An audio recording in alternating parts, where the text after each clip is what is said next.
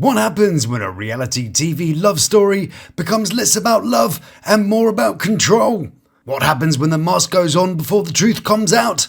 And what's all the business about Zeruiah? To answer this and many more questions, allow me to take us back to the beginning.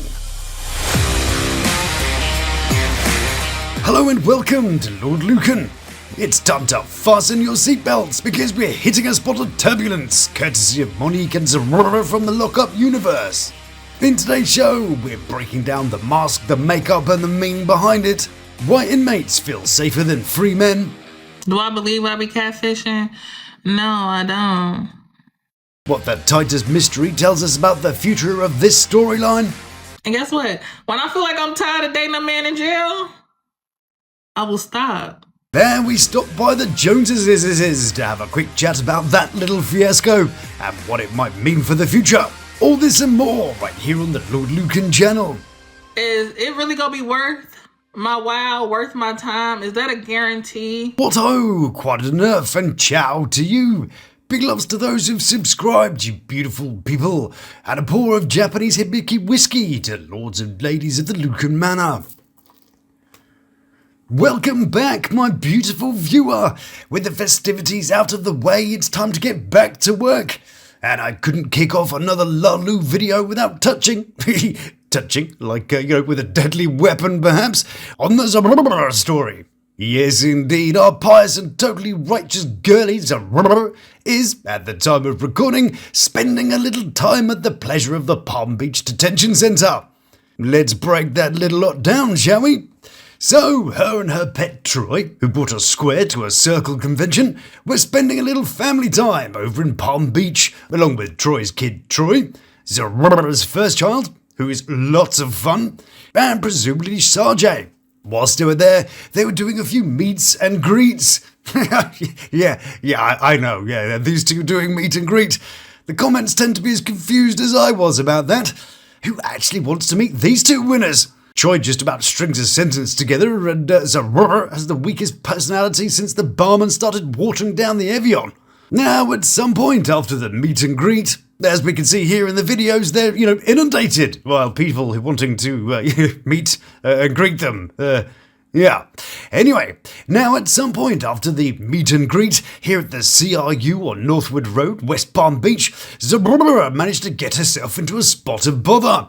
That particular bother of the spotted variety was aggravated assault with a deadly weapon without intent to kill, and battery, touch or strike. Well, I don't know if the choice is there. I'd rather the touch, thank you, but I don't know which one's doing it. Them two? Well, actually, the bird at this point. Seeing as she's being held until she sees a judge, we don't have much information. But what we do know is that a deadly weapon can be anything from a firearm, bladed article, or something that can be used to produce death. That's a weird way of saying it, isn't it? Montana Mills' last record could have produced ear death of the most felonious variety. Maybe someone should go lock that crap down. Or, sort of great bodily harm, as opposed to, sort of crap bodily harm. So that can include anything from a beer bottle or a rock or a stick to sort of a variety of other things. For example, some people have used a variety of very much less threatening objects to produce an unaliving in the past. For example, in New York in 2014, a person was taken out with a salt shaker. A Florida man, of course it was, used a straw from a juice box. And we've also seen a slipper, a laundry basket, a shampoo bottle, and a TV remote. Now, I'm not going to speculate on the how of the situation. We might have to wait a wee moment to find out what actually happened. But the charges say without intent to kill. So we might be able to assume that, at no point, did she say what she was going to do with it.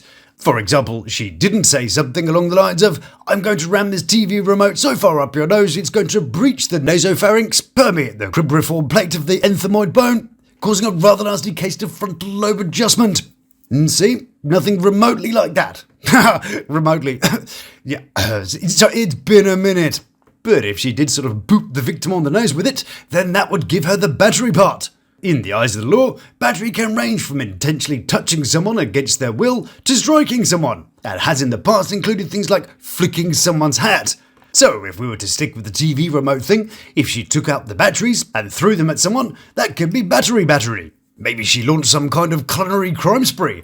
An assault with salt, followed by a battery with battery. But I don't think we're dealing with an assault to battery situation here. What is a little bit concerning, of course, are the effects of it. Now, Troy, who brought a revolt to a baguette convention, was released on parole in May 2024 after serving 7 years of a possible 15-year stretch, meaning he'd be on PRS, or post-release supervision, for about 2.5 to 5 years. Now, where that matters is if his PO decides that Troy's living situation is unstable.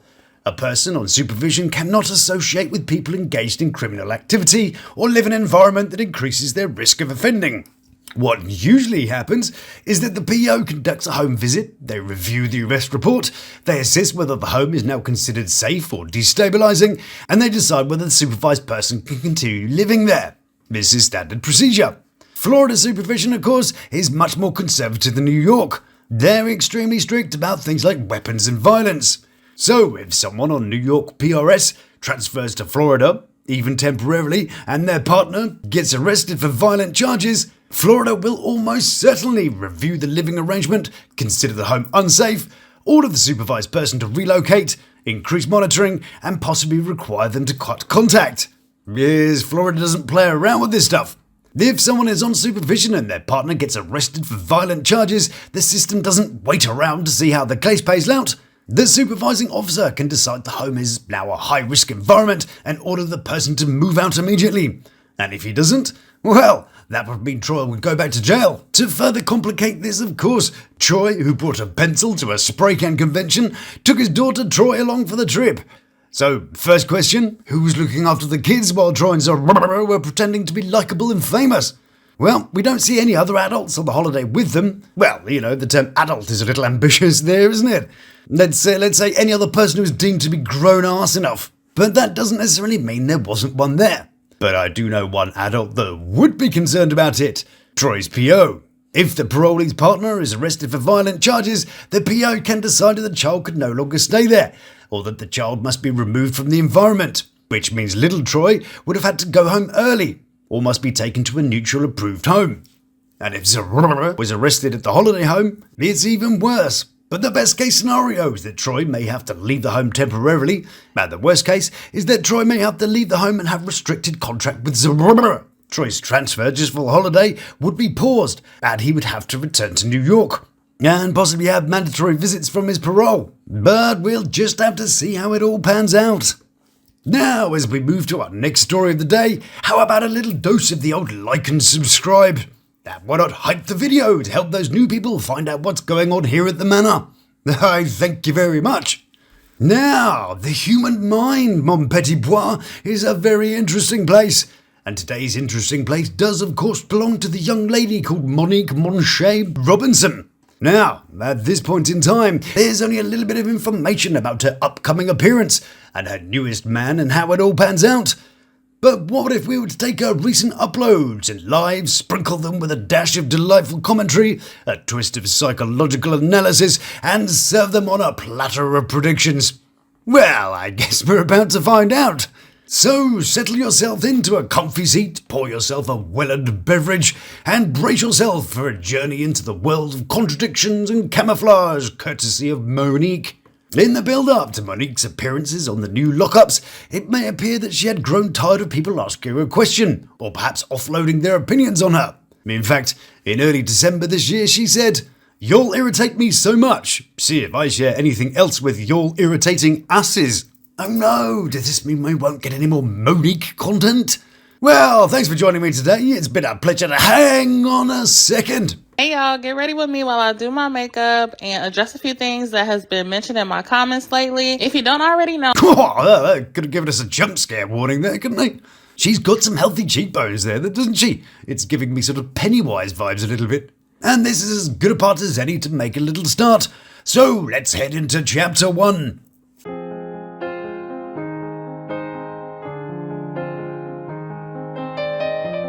Watching Monique apply makeup is a lot like a Marvel origin story. Before, they're tired, casual, unguarded, and afterwards, they're polished, confident, and camera ready. And immediately she tells us she's a private person. which is pretty bold considering she's on a national TV show, live streaming, posting daily, and monetizing the attention. I have a new man, and I am so excited to share this journey again with y'all. A new man? Yeah, okay, well, it's a lot like buying a Toyota Camry and declaring it's new. Sure, it's new to you, but to the 50 previous owners, it's the same old model with the same old issues. And the relationship's not really all that new. It's about 18 months at this point. According to their Facebook, she's been in that relationship since April 2024, and has been so in love since about July 2024. But that's not the interesting thing. We have Monique applying her makeup, curating the image, which may just explain why she's chosen another inmate. It's actually all about control, and Monique is someone who does love a bit of control. When she dates an inmate, she controls what is seen, the image that they get of her. She selects the angle, poses the shot, and what he sees is exactly what she wants him to see. While she celebrates being a BBW, she also hides it. I am a very, very private person, and I really don't post my personal business. Sure, okay, says the person who's perpetually online, and in previous time had publicised pretty much everything from their private lives for hers. Now this is why this clip sits here. The Persona channel, where she creates and shows a willingness to try and rewrite her own narratives, which is pretty interesting because the real her seems to also require lighting, contour filters, and a platform. But I'm going to allow y'all in my business one more time. One more time? Is that the one more time before the 30-minute live, or the one more time before the next one more time? It's as if she's reluctantly granting us access to her pre-shit show rehearsals. She has been dying for the attention though. And if that attention means that she's got to put herself in a relationship with a red flag factory, then one more time it is. Plus, she does have to make sure she gives that narrative a good clean before we trash her in the comments section in the next season. Now, one thing she needs to do is to establish that she's the good guy and the haters in the audience are the bad guys. I left every relationship with no kids, so a win is a win. Is that the bar for success now? I've managed not to repopulate the US in my mission to find a man. Are we giving awards for not having kids now? I thought the bare minimum was the ability to make a simple choice like protecting yourself. It's like one of our inmates walking into the store and saying, well, I managed not to rob the place, so, go me. Do we celebrate the ability to conduct ourselves at a level that some might consider to be normal these days? But I don't be saying nothing about y'all being on y'all second, third, and fourth, and fifth baby daddy. Bit of a dig at the audience there. But I'm sure there is a difference between having multiple baby daddies and multiple inmates. Sure, there are exceptions, but you can't control what happens with the baby daddy. Someone may have multiples because they're consistently making bad choices, but it's not necessarily their fault that they're buying into the nice guy, only to find out that he's just another bad guy in disguise. The thing about men on the outside is that they don't come with paperwork. You can't check their previous behaviour, you just have to try it and find out. If the paperwork was to say unreliable, consistent offender who uses violence to get his way, then you probably should imagine that this is a consistently unreliable person who uses violence to get their way. Men don't really change that easily, especially consistently incarcerated ones. As if they did, then every man who's been taken on a project would have been fixed by now. There's a lot of things that you guys do not know about me, and that's why I'm so excited for this season to start. Wow, not sure what's got the most foundation, her or the mirror. Not going to clean that then, no? Anyway. So, sure, we may not know much about her, but how much is the show actually going to tell us about what we don't know? I mean, let's face it, it's not going to be a, hey, let's get to know Monique thing. It's going to be, hey, look how stupid a person can be kind of thing. And if your personality is so questionable that it takes a whole TV show to edit up something interesting, then I'm sure we're not really missing a great deal. She's had a few social media pages for ages, and all we get is, I'm bored, I'm watching TV, and go Bears. Then let's face out another little thing while we're there, it's not like the show paints people in the most favourable light anyway. Y'all gonna see a difference in my mood, how I am in my relationship. Okay, sure, yes, we'll see a vitriolic woman that's happy to be back on TV, calling us all bitches. So the biggest difference between now and 2 years ago is that she'll be smug. Yeah, great, just when you thought it was safe to watch Lalu again. I'm just so excited for y'all to see the real me. The real her, yeah, which requires layers of makeup and the editing of a TV show. She really has some faith in the process though, doesn't she? Considering she's placed all her trust in a TV show who constantly filmed her from the worst possible angle before. I'd say she's still got a lot to learn. And just to see like the overall growth in me and what I've been up to for the past year and a half. And Because for her, it isn't just a story about her and Titus, it's about who she gets to be because of Titus. This first chapter fits perfectly with Irving Goffman's theory of impression management. Goffman argued that social life works like theatre. We all perform a front stage self for the audience while hiding our backstage selves where vulnerability lies. When Monique applies makeup on camera, she's not just getting ready, she's constructing her front stage. The problem isn't that she does this, we all do it in our own way. The problem is when the performance becomes so consistent that there's no place left to be real. And maybe that's the quiet sadness here, because when you spend your life performing confidence, you never get to experience being accepted without it. Behind every reality TV persona is a real person trying to figure things out just like the rest of us. Then it's easy to judge from the outside. But everybody's journey is much more complicated than it appears.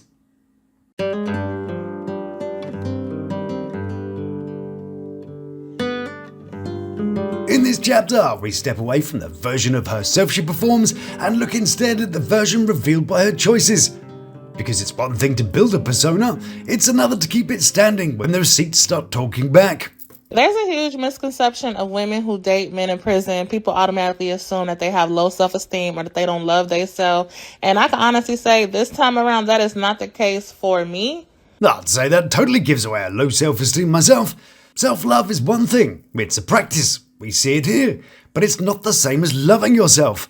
If you love yourself, you don't need to perform a persona. It's a behavior that says, I deserve safety. I deserve respect. Loving yourself is active. You do it. Self-esteem is reactive. It responds to the world around us.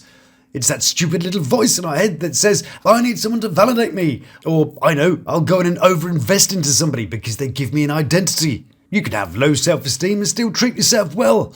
You can have high self-esteem and still sabotage yourself. You can look confident and still hate yourself. You can sound insecure and still be deeply self-loving. I don't really like being here in Ohio. I'm thugging it out for my men. But I do wonder if it's for her man though. Here's why I think she's there.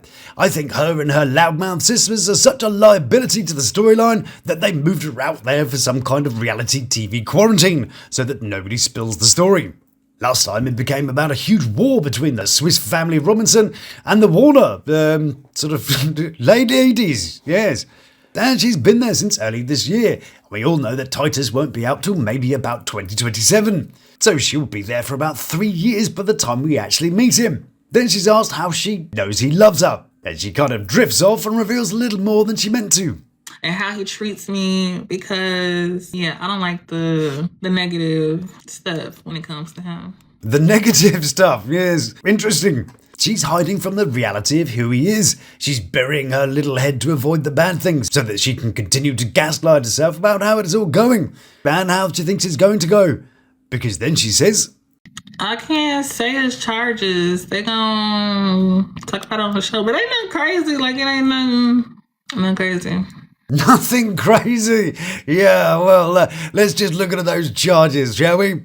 Well, Titus here and his friend decided to rob a pizza restaurant in 2012. Using firearms, they robbed both the cash register and the people for around $400.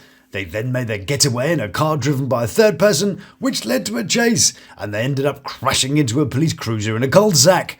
The other two men were arrested, but Titus didn't get caught for another 2 months. After which he pled guilty to 1 count of aggravated robbery with firearm and repeat violent offender specifications and 3 counts of kidnapping, as he was on probation from a previous armed robbery charge. Wow, what a lovely guy he must be. So that's nothing crazy, is it? Sure. It's odd because Slow-Mo has managed to raise the bar for what constitutes crazy while simultaneously lowering the bar for self-esteem. Good job. And that totally explains why she tells off when she's saying, but ain't nothing crazy, like it ain't nothing.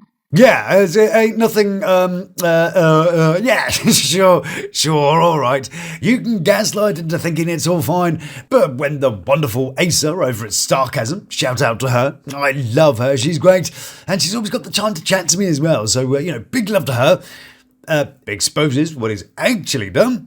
How will she rationalise that? I wonder if her family knew what he did. A man who consistently uses violence and threats to get his way, getting with a woman who's more green than she is cabbage looking. Yeah, it'll be fine. But of course, we're not here for that. We're here for her, probably. I don't care now. Like, I don't care. Y'all watching me. y'all care about what I'm doing. I bet she does care, though. I bet she cares a whole bunch. But she's desperately trying to cover that up with positivity and makeup. In fact, if we look again at her statement about low self-esteem, she's just gone and shown us that she feels validated by a relationship with her man. Not because we all want to know about how to do hair and makeup. But hey, it's all because we're all being old and miserable, apparently. Facebook ain't nothing but a bunch of old, miserable, negative people. So, like... Says the woman who's posting on Facebook constantly. Sure, it does come across a bit negative, and people are saying, hey, this is just another terrible idea. But seeing as she curates her audience and their comments on Facebook, wouldn't that suggest that they actually have her best interest in heart? And then she reveals another little thing about the show. Whatever, I ain't even finna get into that because I ain't trying to get fined. I need all my money when it comes to... I ain't finna be on here. So she gets fined if she says too much. That's an interesting little reveal, isn't it? So while she says things like Facebook is paying her well, she also reveals that she needs all the money she can get. I mean, those Ozempic injections aren't free, you know? And now I'm taking my Ozempic injection. I'm on 0.5 milligrams. When you line up what she says beside what she does, the gap becomes impossible to ignore.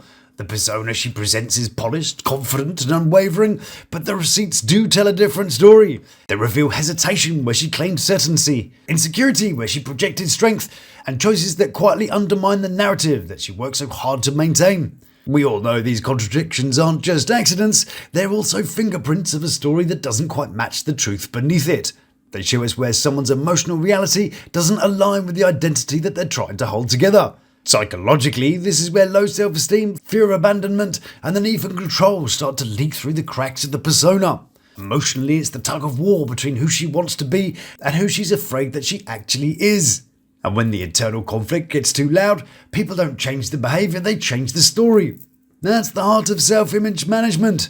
Not manipulation, but protection. A way to survive parts of yourself that you don't know how to face.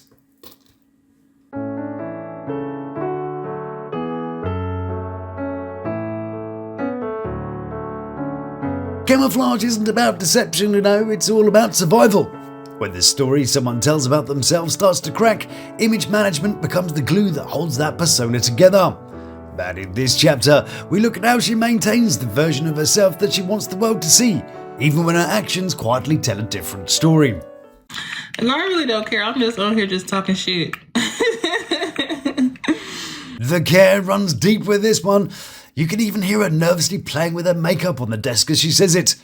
And I really don't care, I'm just on here just talking shit. She came on live for validation, to receive the attention that she feels she deserves, but faces the hard truth that the audience want to talk about the one thing that is beyond her control. And she tries to manage that by deleting the comments and masking the real reason why people want to watch her. Like when someone asks about her fitness camp. In a fairly respectful way, she clams up and avoids it, and then returns to managing her image by rewriting the narrative. I am so shy. That's why I really don't be posting content like that, because I am a really shy person. Yeah, sure, alright, says the woman who posted consistent Get Ready With Me videos and has willingly appeared on 2 seasons of an internationally viewed TV show. It also sets up the excuses as to why she hasn't done various things in her life, like starting a YouTube channel. The reality is that YouTube is a bit harder, and I'm sure she's already seen the various cast members attempt a YouTube career, thinking it's easy money and easy views, but it's really not after your first appearance. A YouTube audience generally wants more. They aren't as easy to grab clicks and subs from. They have a higher standard. You may grab attention at first, sure, but to maintain an audience here is a harder job than it is on Instagram and TikTok, where people consume more media in 5 minutes than you do here on YouTube. Hence why YouTube started the whole shorts thing to compete with the short form platforms. But she covers her fears with the ideas of shyness, whereas it's really because she just hasn't done it. Do YouTube videos and stuff like that. But I need to break out of my shyness. Which is an odd and telling bounce. She performs the shy retiring body language, then instantly perks up to announce her Leo-ness. I'm really a shy and quiet person, believe it or not. I'm a Leo. Which is also quite telling if you believe that kind of thing. Apparently, Leos are people who like to take charge and to make an impression. Yep, check. Creative and dramatic, often drawn into spotlight or performance. Yep, definitely. High self-esteem and proud of their strengths. Yep. Energetic and social, thriving around people and attention. Yes, tick, tick, tick, tick, tick. I can see that, definitely. I'm about to get off of here. I've done enough chatter on here.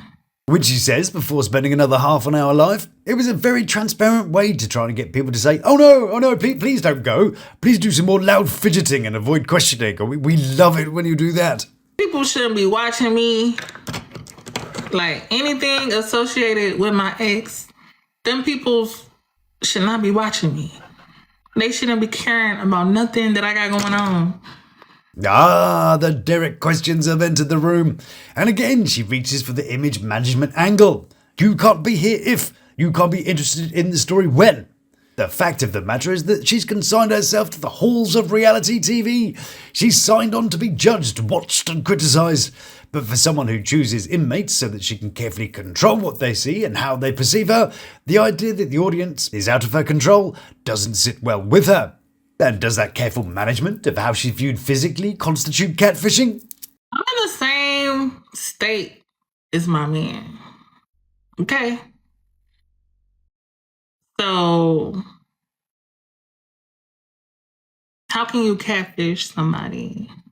Ah, I see. So if you live in the same place as your man, you can't be catfishing.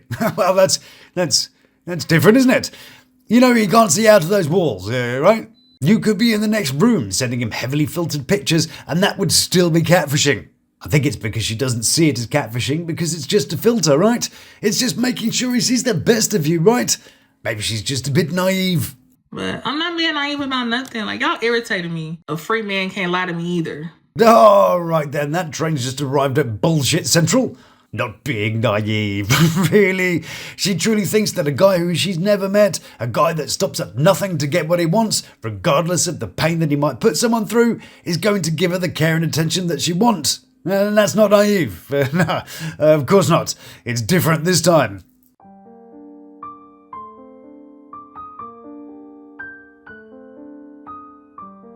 Every relationship tells a story, but the real plot isn't in the big moments, it's in the patterns, the choices we repeat, the dynamics we recreate, and the cycles we slip into when we swear we've grown out of them. In this chapter, we look at how a relationship isn't just a one-off twist of fate, but a longer pattern that she's been rehearsing for years. But I can say one thing for sure. This relationship is nothing like the last. Nothing like the last one. Sure, yeah. One difference is that she isn't in another relationship at the same time as this one, like she was with Derek. The point that she likes to hide because it's easier to be a victim when people don't know the full truth. So how is being with a guy she hardly knows, taking him at his word and having to wait to see, many different to the one before? They're both inmates, they're both incarcerated because they couldn't be trusted to fly straight. Well, we see a corrections officer in her comments who's got a little something to say on this. Ask a correctional officer. Them men really don't give a F about nobody on the outside. They're always in survival mode.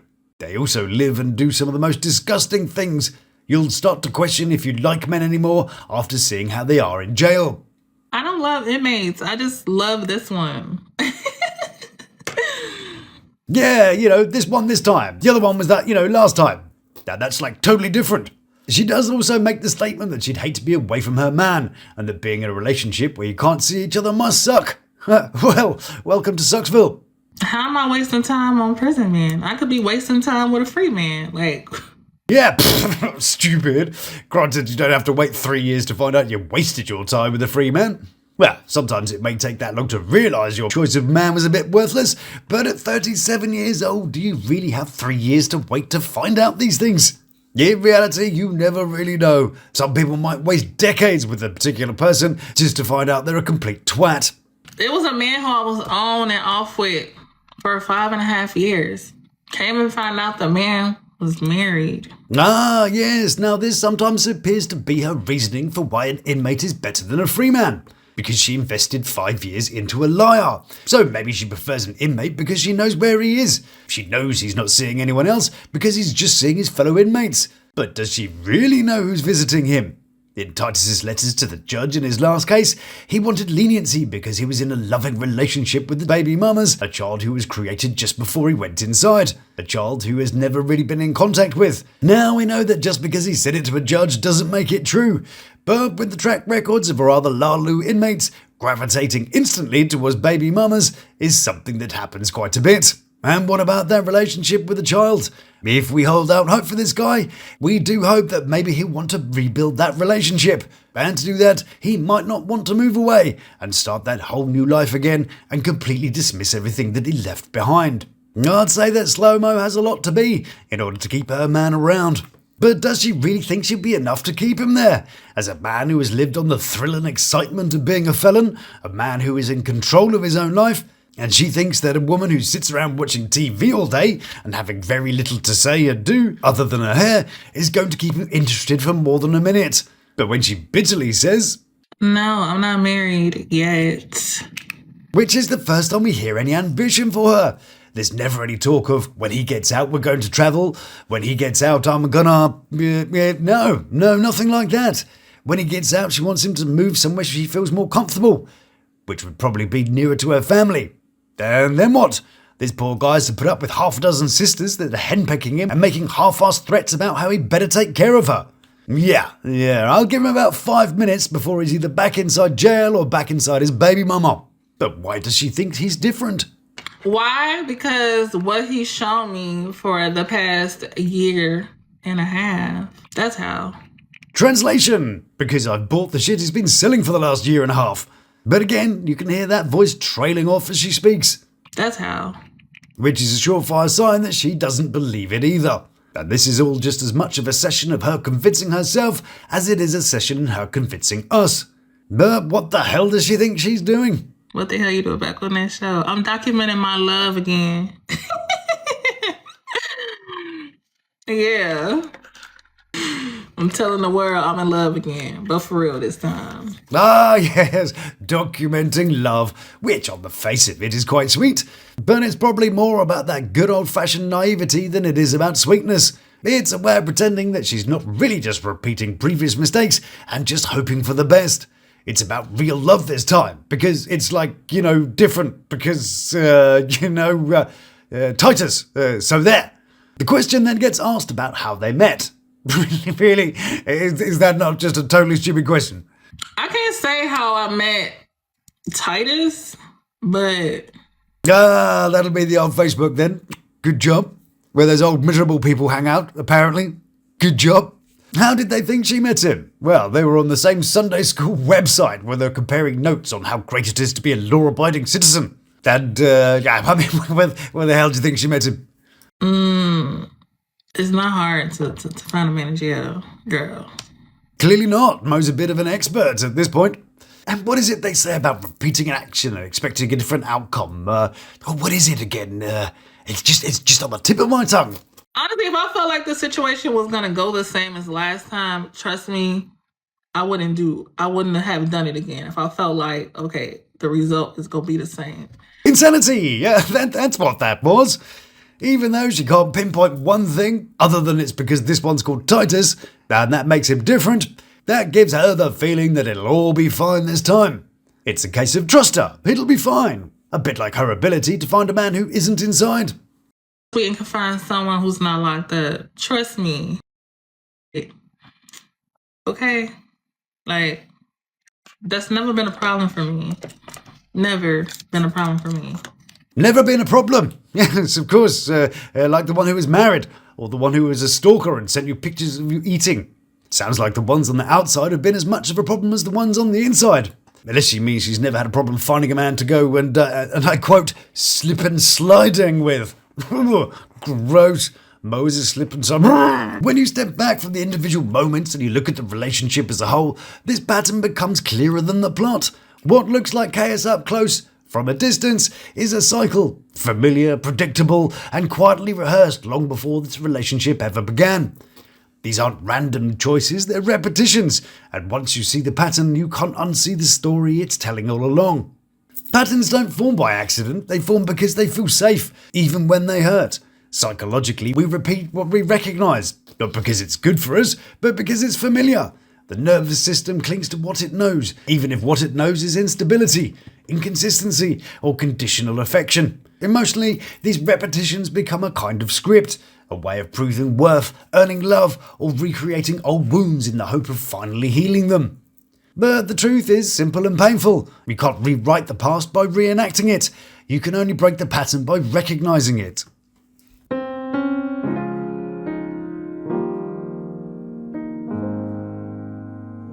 If the earlier chapters showed us the stories she tells, this one shows us the story she can't hide from. Behaviour doesn't lie, especially when the pressure rises and the performance cracks.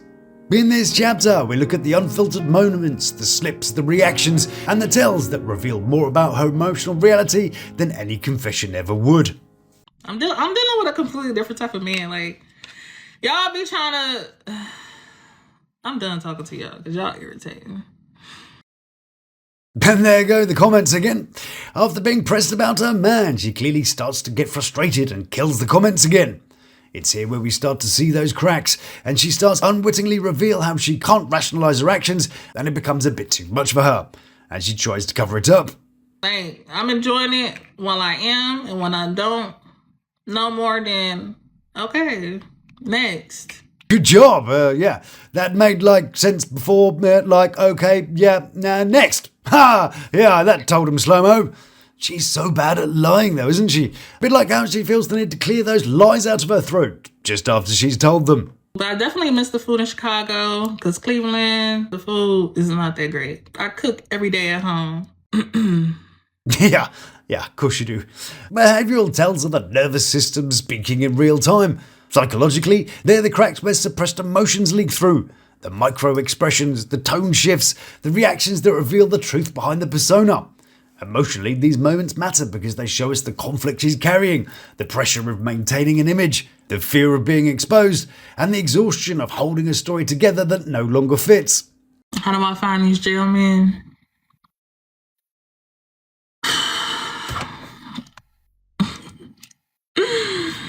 I can't with y'all. I don't think we could call these unfiltered flashes failures. I think we'd call them signals. They show us the human behind the performance, vulnerable, overwhelmed, and struggling to keep the mask in place.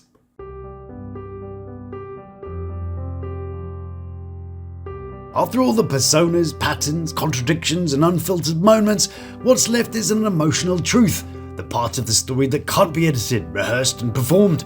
This chapter isn't about judgment, it's about understanding. It's where we step back from the noise and look at the deeper forces that are driving her choices, the wounds beneath the behaviour, and the emotional reality that shaped her entire narrative. I'm young. I can make as many mistakes as I want to. Well, to some 37 might not be all that young, but the fact she sees herself as a young thing who still has all the time in the world to make these mistakes means that she really needs to face a little bit of reality. So, how many mistakes is too many mistakes? And how many times is enough to teach you? And guess what? When I feel like I'm tired of dating a man in jail, I will stop. I won't. You know what I'm saying? Like, it's a choice. It is, but it's a terrible choice. Ultimately, all this joking and poking at her comes from a place of love. If I hated her, I'd be like, yeah, you go ahead and do stupid stuff so we can laugh at you for another season. But it's not. Well, it might be a little bit. But on the whole, we don't want to see her hurt again. We don't want to hear about how some violent thug got mad at her and did some violent thug stuff to her. And we don't want her to put all that through her life filters and pretend like everything's okay. Anything you would change about being on TV this time around? No, actually, because I really enjoyed filming this time. It was a good experience. It was good. It was. the way he cheated on you countless times, the fights, the protection orders, the comments about camera angles, that was good. Was it? Yeah. Sure. Yeah, okay then. It's given I can't be single. I need a man no matter what type of man it is. It's definitely not giving that, girl. When you strip away the edits, the personas, the contradictions and the patterns, the tells and the noise, what you're left with is something painfully human. A person trying to be loved in the only way they know how. And maybe that's the part we forget when watching from the outside.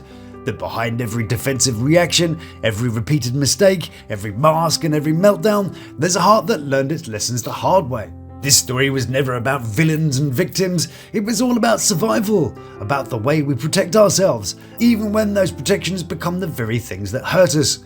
About the patterns we inherit, the stories we cling to, and the truths we're terrified to face. And maybe the real conclusion isn't about who was right or wrong, about what it costs to be a person, to keep performing under a version of themselves that doesn't fit. Because underneath it all, underneath the bravado, the fear, the loyalty, the chaos, there's a quiet truth trying to break through. We all just want to be seen without having to hide. And if there's anything to take from this, it's that emotional honesty is less of a luxury and more of a lifeline. And the moment someone stops performing and starts telling the truth, even if it's messy, even if it's late, even if it's imperfect, that's the moment that the story finally becomes real. Maybe the real lesson in all of this is that people aren't complicated. We just want love, we want connection, we want to be seen. And sometimes we chase these things in the wrong places, with the wrong people, or under the wrong spotlight. And when it all falls apart, it's easy to point fingers, to laugh and to judge and to say, "I'd never let that happen to me." But the truth is, we're all vulnerable to the stories we tell ourselves. We're all capable of missing the signs when we want something to work. We're all guilty of holding on a little bit too long or hoping a little bit too hard. Now, maybe that's not a flaw, maybe that's just being human. What this whole journey shows is that behind every headline, every clip, every meme, every storyline, there's a real person trying their best with the tools that they have. Sometimes they get it right, sometimes they don't. Sometimes they grow, sometimes they break. But every one of us knows what it feels like to want to be loved. Every one of us knows what it feels like to be disappointed. Every one of us knows what it feels like to hope.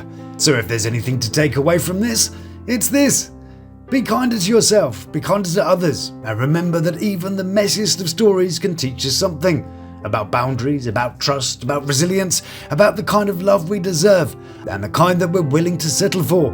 Because at the end of the day, we're all just trying to figure it out, and that's okay. Thank you so much for watching. It's been an absolute pleasure for me to entertain and have you along for this little adventure of ours. I truly appreciate the support that you give my little channel, and I hope we can do it all again soon. So if you like what I do, then please do like, subscribe, and check out one of these little beauties. So until we meet again, stay beautiful, love to my three, and you take care of yourself. Please subscribe now for our play. Thank you.